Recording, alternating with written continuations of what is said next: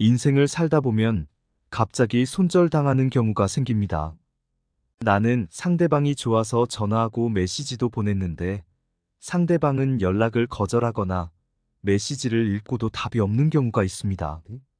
처음에는 무슨 일이 있어서 연락이 늦나 보다 생각하다가 하루 이틀, 며칠이 지나고 나서야 깨닫게 됩니다. 때로는 내 연락은 받지 않으면서 다른 친구의 연락을 받았다는 소식을 듣고 나서야 내가 손절당했다는 것을 알아차리는 경우도 있습니다. 그 중에서도 마지막 만남까지는 친절하고 웃어주다가 갑자기 선을 그어버리는 사람도 있습니다. 이런 사람들은 내가 한 번의 기회를 놓치면 다시는 오지 않는 사람들입니다. 그들은 자비도 없고 상대방을 아예 없는 사람 취급합니다. 내 입장에서는 아무런 단서도 없이 갑자기 매몰차게 뒤돌아 서는 상대방이 당황스럽고 화가 나게 됩니다. 평소에 잘 웃어주고 말도 잘 들어주던 사람이 어느 순간 갑자기 돌변하면 그게 오히려 더 무섭습니다. 왜 이렇게 감정적이야? 라는 말은 갑자기 변한 상대에게 던지는 질문이지만 사실 그들은 감정적이지 않습니다. 그들은 늘 깊이 생각해왔고 겉으로는 웃으며 받아들였지만 속으로는 일관된 생각을 갖고 있었습니다. 다만 내가 여러 가지 그들이 불편해하는 상황을 알아차리지 못한 경우입니다. 이렇게 인생에서 진짜 무서운 사람은 화를 크게 내는 사람이 아니라 맺고 끊음이 확실한 사람입니다. 이들은 관계에서 명확하게 선을 그으며 상대방을 배려하는 마음을 가지고 있습니다. 실수를 해도 너그럽게 받아주고 기회도 주는 이들입니다. 처음엔 친해지기 어렵지만 친해지면 누구보다 잘해주려 노력합니다. 그러나 이들의 배려를 무시하고 만만하게 보고 계속 선을 넘는 사람들은 결국 큰 대가를 치르게 됩니다. 왜 그동안 웃어주던 사람이 갑자기 화를 내고 관계를 끊는 걸까요? 그 이유는 상대방이 스스로 선을 지킬 줄 모르기 때문입니다. 예고도 없이 기회를 주지 않았다고 생각하지만 사실 이미 신호를 보냈고 기회를 주었습니다. 상대방은 그 신호를 무시하고 계속 선을 넘었기 때문에 결국 단호한 결정을 내린 것입니다. 오늘은 여러분과 함께 웃어주고 다 받아주는 사람이 진짜 무서운 이유와 이런 사람들이 보내는 신호를 알아내는 법에 대해 함께 알아보려고 합니다. 첫 번째로 화를 절제하는 사람입니다. 자신의 감정을 잘 다스리는 사람은 진정으로 무섭고 쉽게 꺾이지 않는 강한 사람입니다. 이들은 자신의 약점을 드러내지 않고 상황을 유리하게 이끌어갑니다. 화를 내는 사람은 순간적으로 무서워 보일 수 있지만 오히려 그들의 약점이 드러나게 됩니다.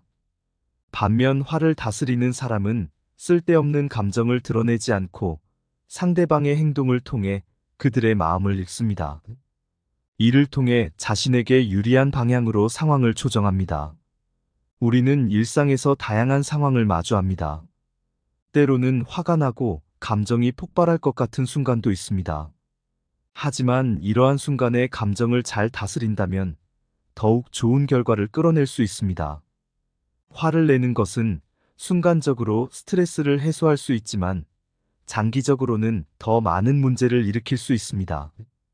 반면 감정을 절제하고 상황을 냉정하게 판단하는 사람은 더 나은 결정을 내릴 수 있습니다. 쇼펜하우어는 인간의 본성을 깊이 파헤쳤습니다. 그의 철학적 사고를 바탕으로 보면 감정을 다스리는 것은 단순한 자기 통제가 아니라 인생을 더 풍요롭게 만드는 중요한 요소입니다.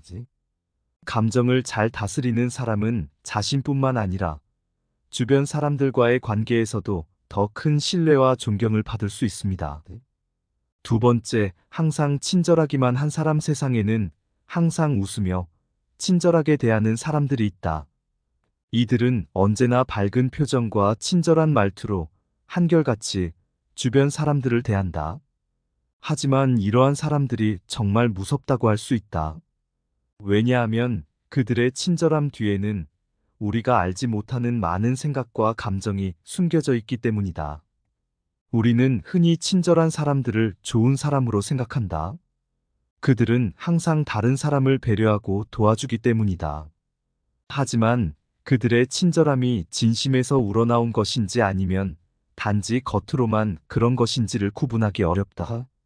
예를 들어 어떤 사람은 자신의 진짜 감정을 숨기기 위해 일부러 더 친절하게 행동할 수 있다. 이들은 자신의 속마음을 드러내지 않기 때문에 우리가 그들의 진짜 의도를 파악하기 어렵다. 또한 항상 웃고 친절한 사람들은 갈등 상황에서도 자신의 감정을 잘 드러내지 않는다. 이들은 자신이 화가 나거나 불편한 상황에서도 그저 웃으며 넘어가려고 한다. 그래서 우리는 이들이 진짜로 어떤 생각을 하고 있는지 알기 어렵다. 이러한 사람들은 갈등을 피하려고 하지만 그 갈등이 쌓여서 나중에 더 큰 문제로 이어질 수 있다. 이들은 속으로는 많은 스트레스를 받고 있을 수 있으며 그 스트레스가 한꺼번에 폭발할 때 우리는 그들의 무서운 면을 보게 될 수 있다. 또한 친절한 사람들은 다른 사람들의 기대에 부응하기 위해 자신을 희생하는 경우가 많다. 이들은 다른 사람들에게 항상 좋은 모습을 보여주기 위해 자신의 감정이나 욕구를 억누른다. 하지만 이러한 억눌린 감정은 언젠가 표출될 수밖에 없다. 이들이 참아왔던 감정이 한꺼번에 터질 때 우리는 그동안 보지 못했던 그들의 무서운 면을 볼 수 있다. 그리고 친절한 사람들은 종종 다른 사람들을 조종하려 한다. 이들은 자신의 친절함을 이용해 다른 사람들을 자기 마음대로 움직이려고 한다. 예를 들어 다른 사람에게 과할 정도로 친절하게 대하면서 그 사람으로부터 자신에게 필요한 도움을 받으려고 한다. 이들은 겉으로는 친절해 보이지만 실제로는 자신의 이익을 위해 행동하는 것이다. 이러한 사람들은 우리가 그들의 진짜 의도를 파악하기 어렵기 때문에 더 무섭다. 세 번째, 싫은 소리 못하는 사람. 싫은 소리를 잘 못하는 사람은 원래 감정이 여린 성격을 가졌다고 할 수 있다.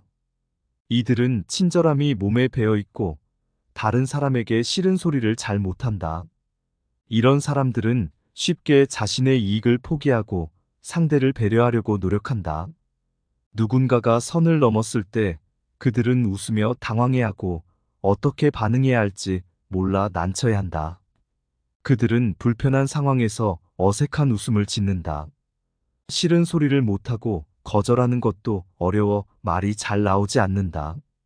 상대방이 계속해서 선을 넘으면 그들의 웃음은 점점 더 불편해지고 일그러진다. 이는 그들의 속마음과 표정이 일치하지 않기 때문이다. 이런 상황에서 그들의 감정은 쉽게 드러난다. 마치 사람들 앞에서 수치심을 느끼는 것처럼 보인다. 이때 이들은 진심으로 결심을 하게 된다. 이런 순간이 오기 전에 상대방은 그들의 불편함을 알아차려야 한다. 빠르게 사과하고 자신의 행동을 고쳐야 한다. 만약 이러한 불편함을 느끼고 미안함을 표시한다면 그 사람은 좋은 친구가 될 수 있다. 상대가 말한 것을 바로 고치는 사람도 마찬가지이다. 사람들이 서로를 이해하고 배려하는 것은 매우 중요하다. 특히 감정이 여린 사람들은 더 많은 이해와 배려가 필요하다. 이들은 상처받기 쉬우며 자신의 감정을 잘 표현하지 못하기 때문에 더 많은 주의가 필요하다. 우리는 그들의 감정을 존중하고 그들이 불편함을 느낄 때 이를 알아차리고 적절히 대응해야 한다. 만약 우리가 그들의 감정을 무시하고 계속해서 선을 넘는다면 그들은 결국 우리의 곁을 떠나게 될 것이다. 네 번째, 일 때문에 웃어주는 사람. 누군가 친절하게 웃으며 당신의 말을 들어준다면 그 이유는 당신에 대한 호감이 아닌 단지 업무 때문일 수도 있다. 그러나 어떤 사람들은 이 사실을 잊고 상대가 약하다고 착각한다. 자기 뜻대로 되지 않으면 어쩔 건데라며 상대의 약점을 이용해 무례하게 행동하는 사람들도 있다. 이들은 상대를 무조건 자신의 말을 들어줘야 하는 자기보다 아래인 사람으로 생각한다. 하지만 이런 관계가 영원할까? 고객과 직원의 관계가 항상 같을까? 이를 당연하게 생각하는 사람들은 오히려 세상을 잘 모르는 순진한 사람들이다. 현대 사회의 법과 시스템은 이전보다 훨씬 강력해져서 상대가 결심만 하면 모든 상황을 뒤집을 수 있다. 그 결과 더 큰 어려움을 겪을 수도 있다. 일상에서 우리는 많은 사람들과 다양한 관계를 맺고 살아간다. 특히 직장이나 학교에서의 인간관계는 매우 중요하다. 인간관계에서는 서로의 역할을 이해하고 존중하는 자세가 필요하다. 그러나 때로는 권력관계나 위치를 오해하여 상대를 무시하거나 함부로 대하는 경우가 있다. 이런 행동은 결국 자신에게 더 큰 문제를 초래할 수 있다. 인간은 서로의 고통을 이해하는 존재임을 명심하라. 5번째, 화내지 않고 속으로 계산하는 사람. 화내는 것은 쓸모없다고 생각하는 사람들이 있다. 이들은 이성적인 판단을 바탕으로 냉정하게 계산을 한다. 이들은 무의미하게 화내면 자신만 손해라는 것을 알고 있다. 그럼 이들은 사람을 어떻게 구분할까? 바로 잘해주는 것이다. 상대방이 좋은 사람인지 확인하려면 잘해주면 된다. 잘해줬을 때 고마워하는 사람과는 좋은 관계를 유지하고, 잘해줬을 때 자신을 이용하려는 사람은 바로 끊어낸다.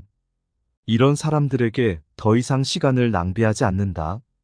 내 경험으로는 의도적으로 잘해줘서 사람을 구별하는 사람도 있지만, 그냥 평소에 친절하게 행동하다가 상대방이 어떤 사람인지 알아차리는 경우가 더 많았다. 이들은 항상 친절하고 밥을 사고 차를 사고 이야기를 들어주고 부탁을 들어주려고 노력한다. 하지만 잘해주면 본심을 드러내는 사람들이 있다. 무례하고 만만하게 보거나 좋은 사람인 척하면서 이용하려는 사람들이다. 이들은 웃어주고 들어주는 것을 예의라고 생각하지만 마음속에서는 이미 계산을 끝냈다. 계산이 끝나면 따로 이야기하자고 부르기도 한다. 순하고 착하게 보였던 사람이 이렇게 행동하면 갑자기 무섭게 느껴지기도 한다. 하지만 이 정도는 그나마 다행이다.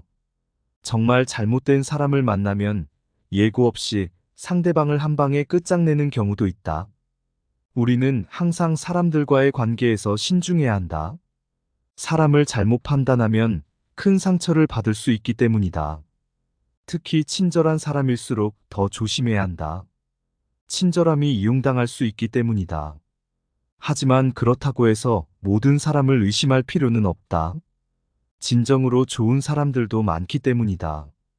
중요한 것은 자기 자신을 잘 보호하면서 좋은 사람들과의 관계를 유지하는 것이다. 사람을 구별하는 것은 쉽지 않다. 하지만 잘해주는 것만으로도 충분히 상대방의 본심을 알아차릴 수 있다. 중요한 것은 그 후에 어떻게 대처하느냐이다. 오늘은 여러분과 함께 웃어주던 사람이 갑자기 손절한 이유 5가지에 대해 알아보았습니다. 여러분의 생각은 어떠신가요? 주변에 이런 사람이 있나요? 살아가는 데 많은 도움이 되길 바랍니다. 들어주셔서 감사합니다. 구독과 좋아요는 큰 힘이 됩니다.